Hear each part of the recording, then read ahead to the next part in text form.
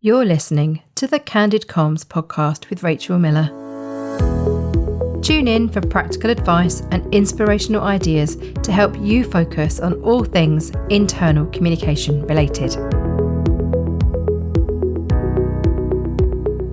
Hello and welcome to the show.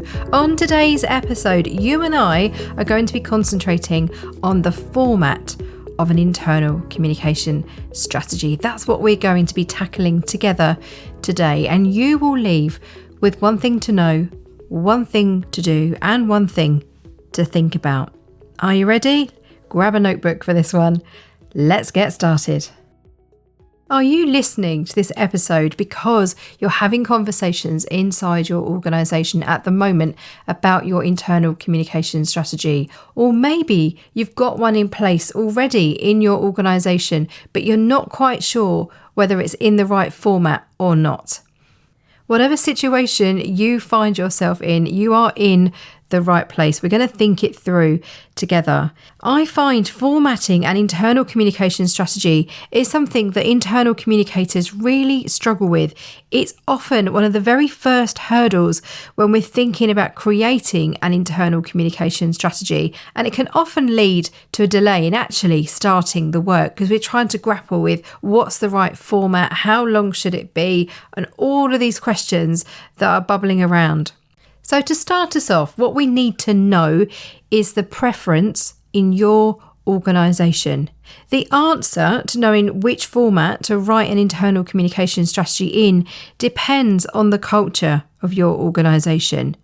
If everything that gets debated, discussed and decided goes to your board as a presentation, then that's the format that you should use for your internal communication strategy.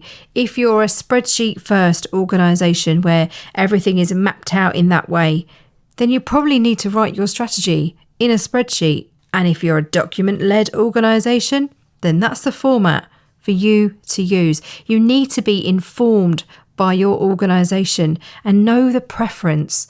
If your board are signing everything off in a presentation or a Word document, that's what you should use. There is never a one-size-fits-all approach in the world of internal comms. When you're considering formatting for an internal communication strategy, you really need to be informed by your organisation. I also encourage you to consider knowing what your senior management team or your director of comms preferences are. It's unwise to present a strategy in a different format. Maybe you're listening to this and you are the director of comms and you can decide your preference. Brilliant. But if somebody else in the team is working on the strategy, you need to be really clear. What is the end goal? What's the end picture that you're trying to create? So if you don't know what those preferences are or how internal communication happens in terms of how decisions are made, which means knowing how they're presented, you need to find out, look inwardly to your organisation to help you make the most appropriate choice. You might be listening to this thinking, well, there's no standard way that topics are debated or discussed or decided upon. Therefore, choose your preference. You need to write confidently. So don't let the type of document stop your work from flowing. If there's no standard in place inside your organisation, then choose your preference. I've actually got two things for you to know. Something else I think can be really helpful is to look for previous ones inside your organisation. So if an existing strategy exists, what format is that in? Because that will probably give you a clue or cue as to this is what the expectation is inside our organisation. Therefore, it may be useful to follow that same format. It can also be helpful to look at complementary disciplines inside your organisation, maybe your HR and people team or your external communications team. What format are their strategies in? It can be really helpful to align with those. If everything they're doing is in a presentation format, but you're writing a very formal paper to the board for your internal communication strategy in Word, for example, is that okay? Is that what your board expect? Again, be guided by your organisation. You know your organisation the very best. So have a look at what your peers are doing inside your company and use that to help you make the best decision for you. Whatever format you decide to use, there are some key parts that you'll need to work through. I've written a book, Internal Communication Strategy: Design, Develop and Transform Your Organisational Communication. It's available now by Kogan Page.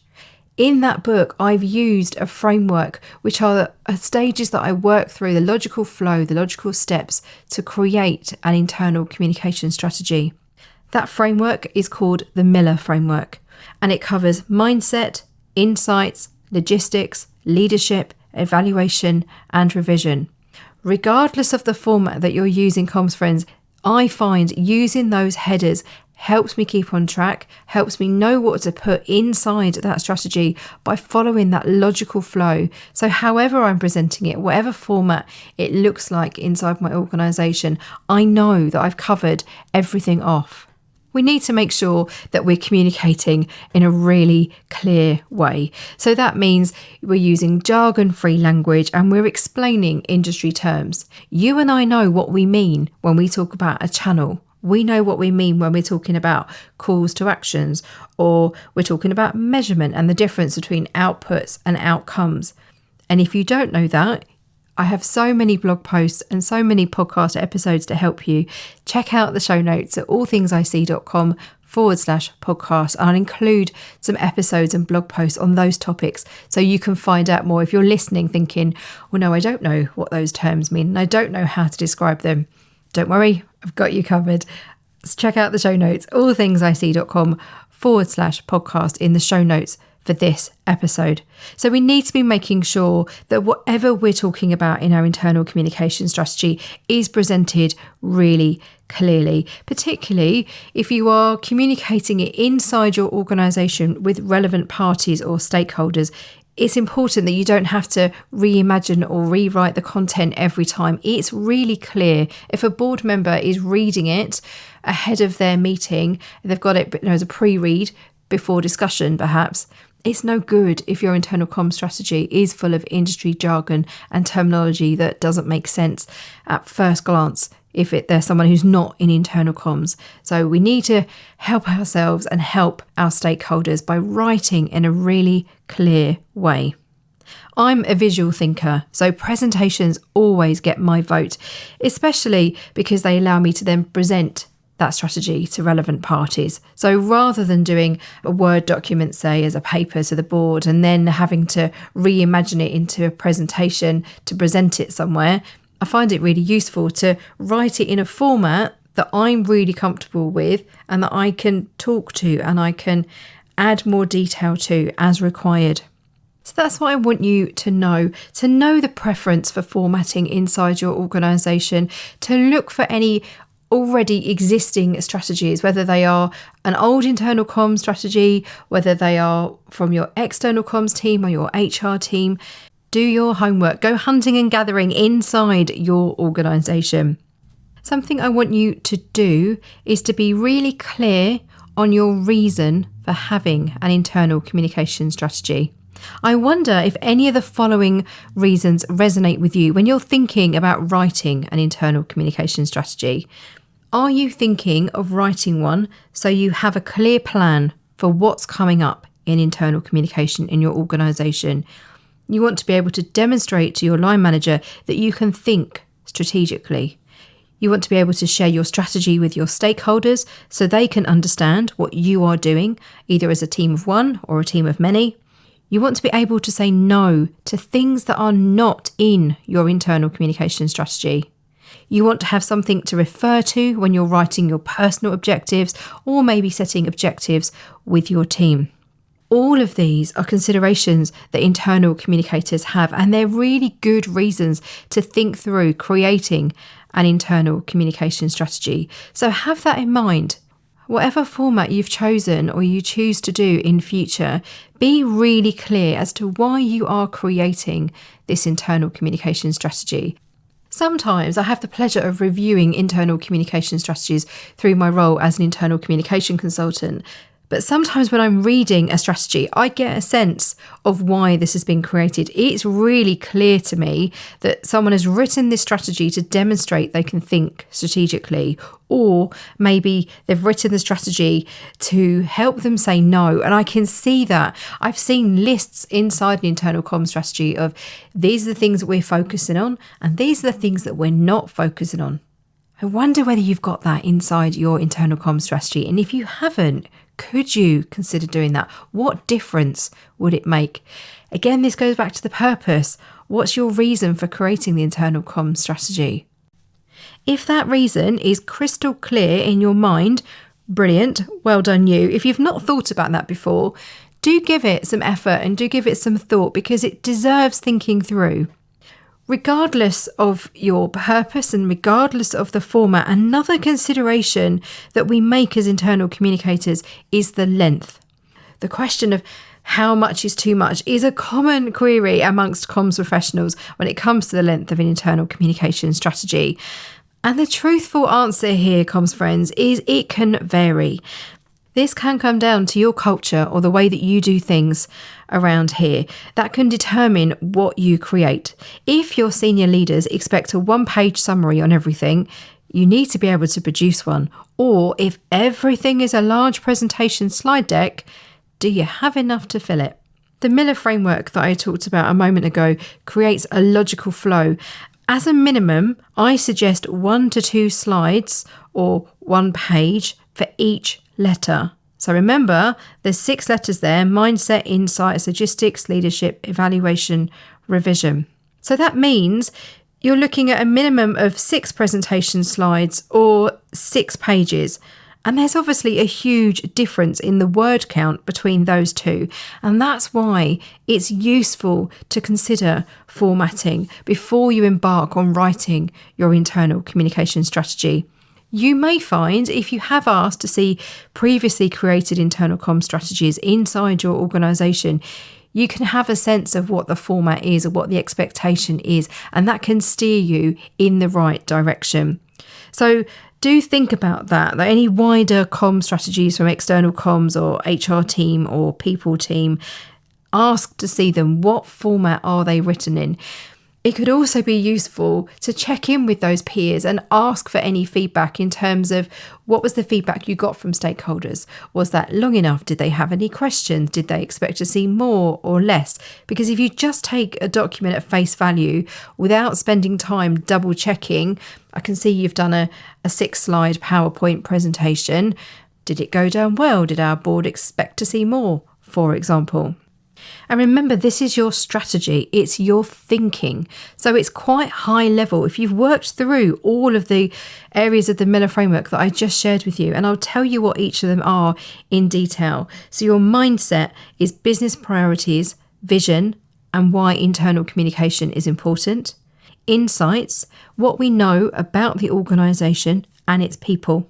Logistics, how internal communication happens and what we're prioritising.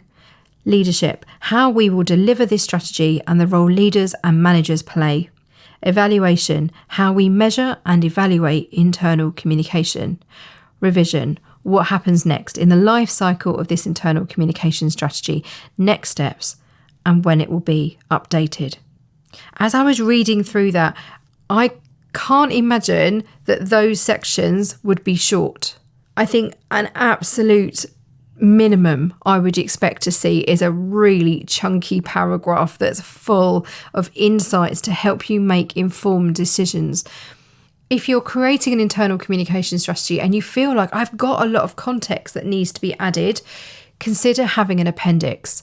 That can be really helpful if someone is reviewing it who is maybe a senior stakeholder or someone like me. When I review internal comm strategies, I find it really helpful to have additional context that's at the back. And it might be channel performances and metrics. It might be information about the comms team. It might be information about the budget. It can be all sorts. Again, it depends on the culture of the organisation and the reason why that internal comm strategy is being created. But I find it quite useful to have a shorter version, if you like, and then I know that there's more detail and there's more context context available to me that's as an appendix. So it's not the most important information, but particularly as a consultant, it shows me the thinking and it shows me the insights and it shows me the rationale that the internal communicator has gone through that's led them to make good quality decisions and recommendations. And that is what's reflected in their internal communication strategy. And the appendix is what's informed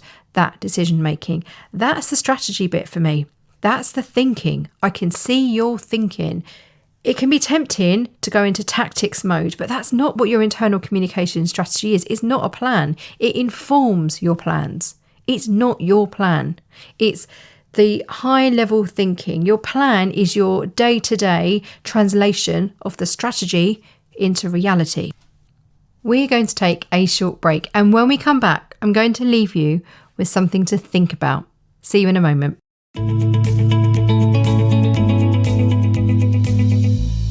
The Candid Comms podcast is brought to you by All Things IC.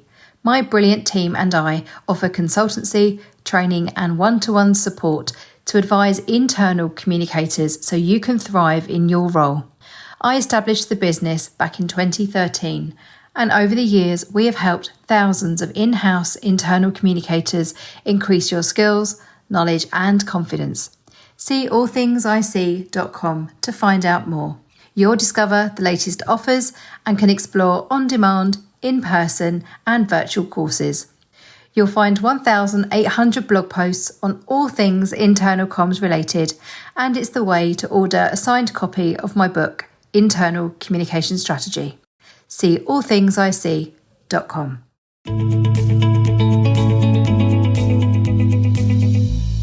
Welcome back.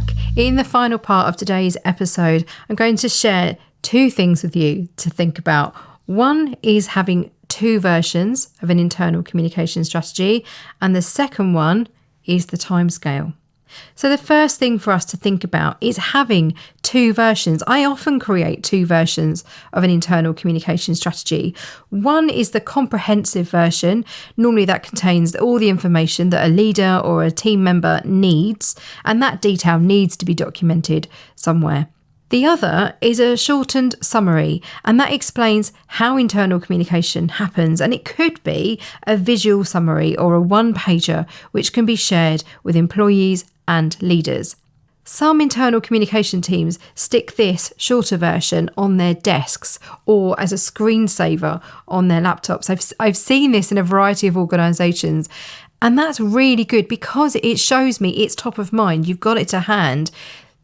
An internal communication strategy is not a one and done thing. It's not something you write and then never refer to until you dust it off and update it. So consider that.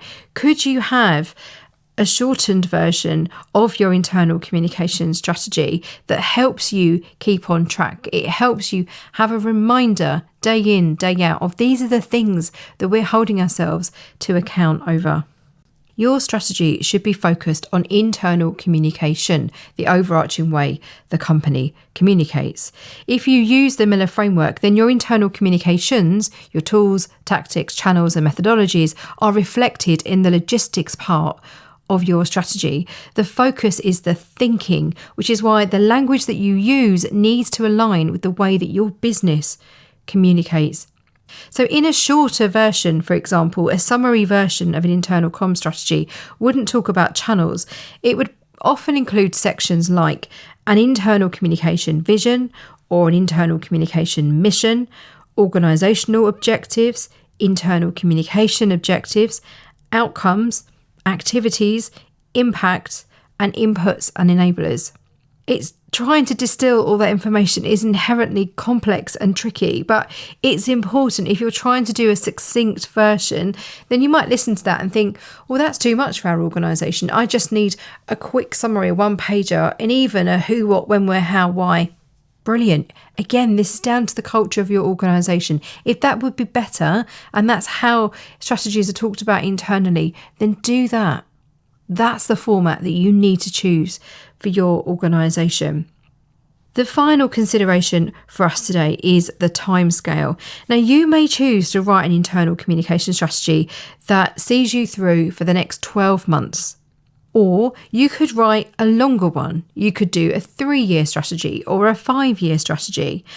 Being really candid with you, particularly because of the world since 2020, since the COVID pandemic, I'm really hesitant to suggest creating a longer term one for, say, 10 years' time, because it would require so many updates between now and then. However, big caveat here, if your company regularly communicates in 10-year timescales, then go for it. The benefits of a longer term strategy come when you're trying to create objectives that change behaviours. You'll know this if you work on organisational change or behavioural change, you're trying to change habits, because that takes time. If you have scenarios inside your organisation where maybe your leaders aren't communicating well enough and they're not seen to be credible or maybe trustworthy, or maybe your people managers need additional help with the way they communicate, or maybe you have supervisors who need to be better at communicating with their teams. Whatever the situations are inside your organisation, they're going to take a long time to fix. Hopefully they'll be fixed within 10 years. But you may find if you're creating an internal communication strategy, this is your opportunity to really set a stretch vision. If you're doing a vision, it needs to be visionary. It needs to be aspirational. So imagine what your communication could be like in 10 years' time. That's what you're doing when you're writing an internal communication strategy. You're setting out that future state, and then you're working backwards from there, going, well, how do we get to a position where our leaders are credible and trusted, or our supervisors are super clear what their role is when it comes to communication, and information is flowing well inside the organisation, and there's good two-way conversations happening throughout the organisation. All of that, all of those issues and scenarios can be reflected in any length strategy, frankly. But if it's a longer term one, then think of that stretch target. We often write what good looks like, but in a 10-year strategy, you could be looking at what great looks like. And again, comms friends, I am hesitant to suggest doing a much longer scale one like 10 years. But if this is the culture of your organisation and you communicate in 10-year strategies, then go for it. Something I want you to be clear on is if you've got a short-term strategy like a 1-year strategy and you know that you do have issues with any of those topics I mentioned or another one that springs to mind, be realistic about how much can be achieved in a year, within 12 months. So you can make an effort and a concerted effort to improve whatever those problems are inside your organisation. But if you are trying to change habits or break habits and upskill people managers, for example, it will take you time. So be kind to yourself, be realistic. And I'm going to add another caveat into that, or not caveat actually, but more a rallying cry, if you like. Do be bold in your internal communication strategy. It's okay for you as the professional communicator inside your organisation to say, we have a problem with people manager communication or leadership communication, and therefore we're going to be prioritising it. Remember the logistics part of the Miller framework, how internal communication happens and what we are prioritising. That's both from a business objectives perspective. We're saying yes to the things which align with our business objectives. That's going to get much more of a positive response from a comms team. But also, this is where those topics come in, what we are prioritising. We are prioritising upskilling our people managers or helping our supervisors be better communicators. This is your strategy. It's your opportunity to bring all of those issues to life and say, this is you setting your stall out. This is what we're doing. This is what we're focusing on. This is my professional recommendation of how we need to communicate inside our organisation. So through this episode, we have considered the format of an internal communication strategy. I've encouraged you to think about the purpose, why you're writing an internal communication strategy. We've also looked at the type of information that will go inside your internal comm strategy and whether you'd need two versions, a longer one and a shorter one. And we've also considered the timescale. Is this a 1 year, 3 year, 5 year or a 10-year strategy? I hope you found this episode useful. As ever, I love hearing from you. Do get in touch with me and let me know what you're going to do as a result of listening to this episode of the Candid Comms podcast. You can find me online, Rachel Miller on LinkedIn. I'm Rachel All Things I See on Instagram, or why not send me a message via our website, hello@allthingsisee.com. And remember, what happens inside is reflected outside. See you again soon.